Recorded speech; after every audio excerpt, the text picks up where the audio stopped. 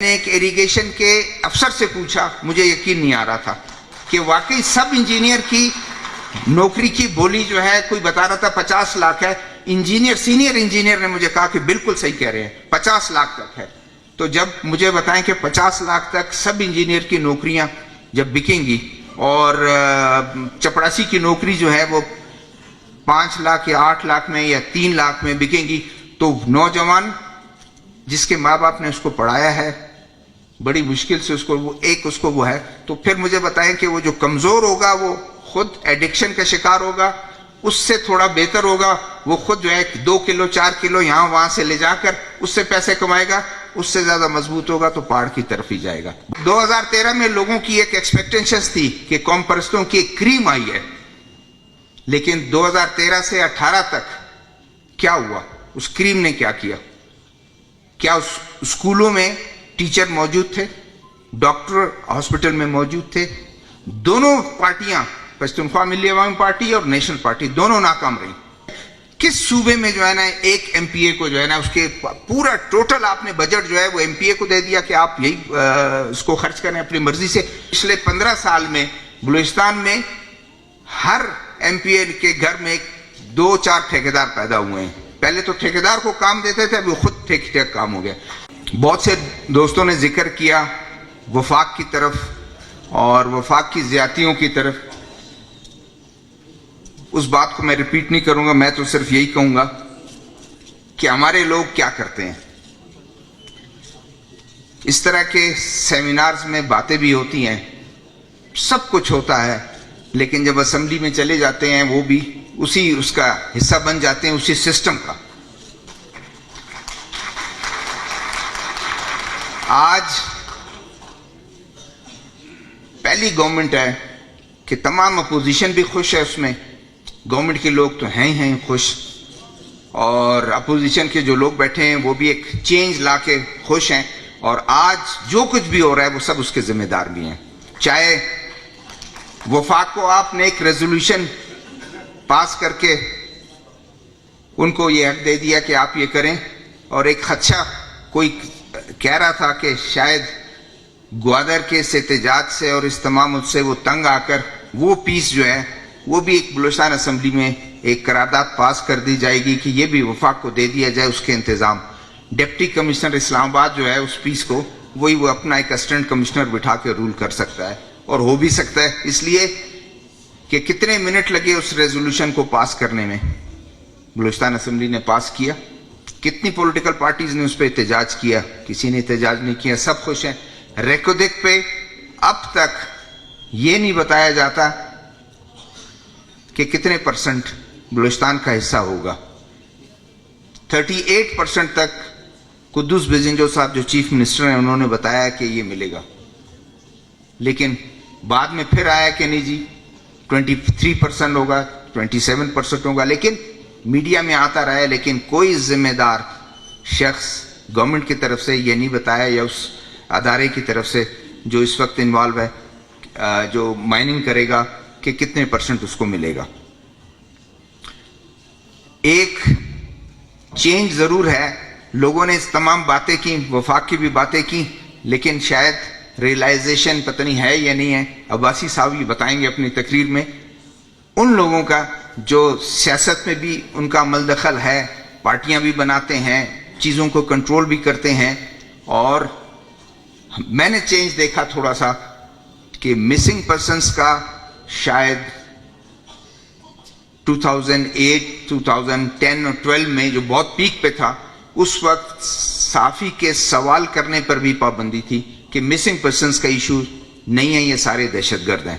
لیکن آج میں نے یہ محسوس کیا کہ کور کمانڈر جنرل آصف غفور بھی کہتے ہیں کہ میرے دل کے نزدیک ہے یہ.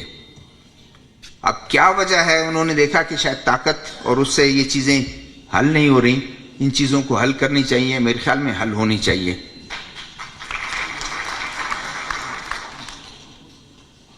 اس وقت بلوچستان کی صورتحال جو میڈیا میں رپورٹ ہوتی ہے, محفوظ علی خان صاحب کہہ رہے تھے کہ کوٹ کیا انہوں نے رفیع اللہ کو کہ رفیع اللہ کہتا ہے کہ میڈیا میں رپورٹ ہوتی ہیں. میڈیا میں کیا رپورٹ ہوتی ہیں؟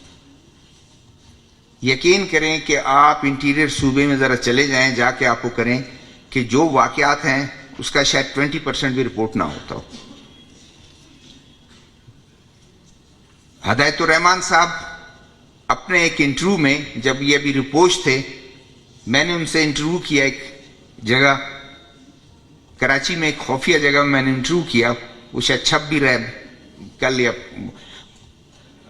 اس میں وہ یہ کہتے ہیں کہ جو مایوس نوجوان ہیں, سینکڑوں مایوس نوجوان جو شاید ان کا اشارہ ہے کہ بندوق اٹھانا چاہتے تھے, میں نے ان کو پیسفل اور ڈیموکریٹک ریزسٹنس, یہ ان کے الفاظ ہیں, اس طرف میں لایا اور میں کامیاب ہوا. لیکن اس کے ساتھ کیا ہوا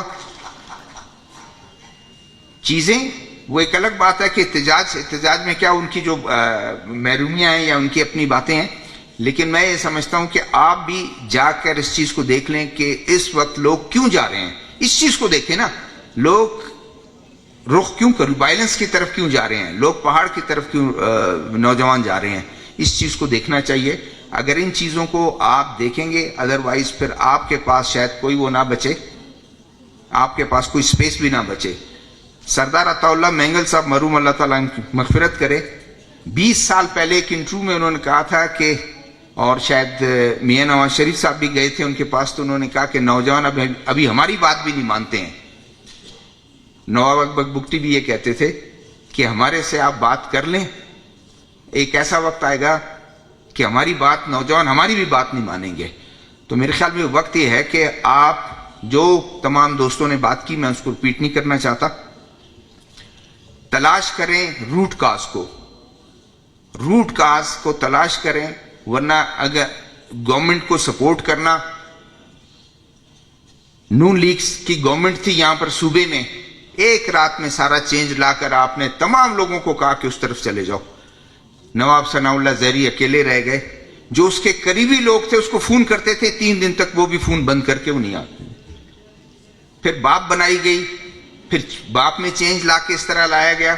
تو یہ چینجز ہم خود بھی, ہمارے جو ممبرز ہیں ان کو بھی دیکھنا چاہیے.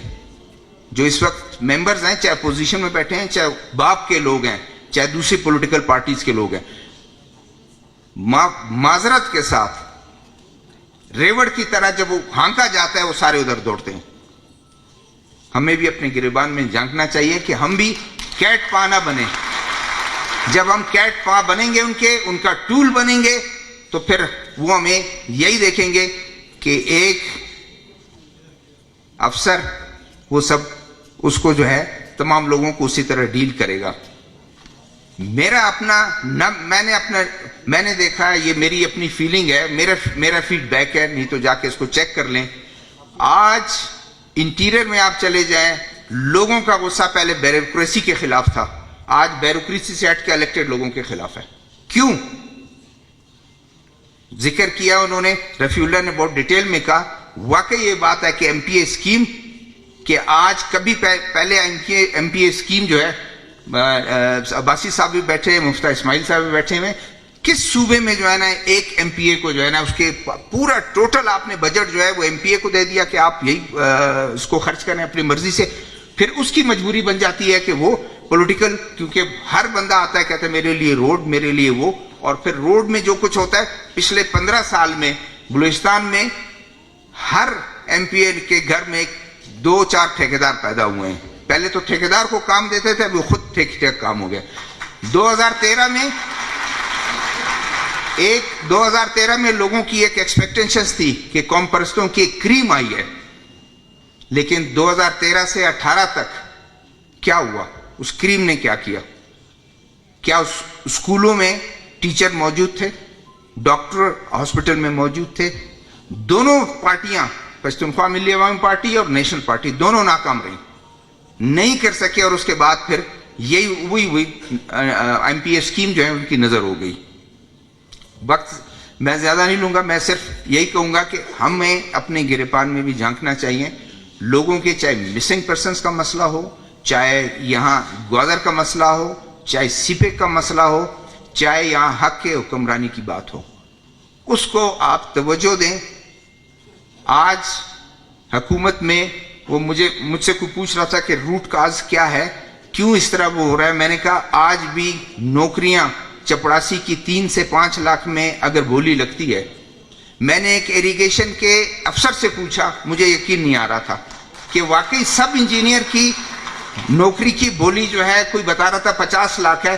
انجینئر سینئر انجینئر نے مجھے کہا کہ بالکل صحیح کہہ رہے ہیں 50 لاکھ تک ہے. تو جب مجھے بتائیں کہ 50 لاکھ تک سب انجینئر کی نوکریاں جب بکیں گی اور چپڑاسی کی نوکری جو ہے وہ 5 لاکھ یا 8 لاکھ میں یا 3 لاکھ میں بکیں گی, تو نوجوان جس کے ماں باپ نے اس کو پڑھایا ہے بڑی مشکل سے اس کو وہ ہے, تو پھر مجھے بتائیں کہ وہ جو کمزور ہوگا وہ خود ایڈکشن کا شکار ہوگا, اس سے تھوڑا بہتر ہوگا وہ خود جو ہے 2 کلو 4 کلو یہاں وہاں سے لے جا کر اس سے پیسے کمائے گا, اس سے زیادہ مضبوط ہوگا تو پہاڑ کی طرف ہی جائے گا. بہت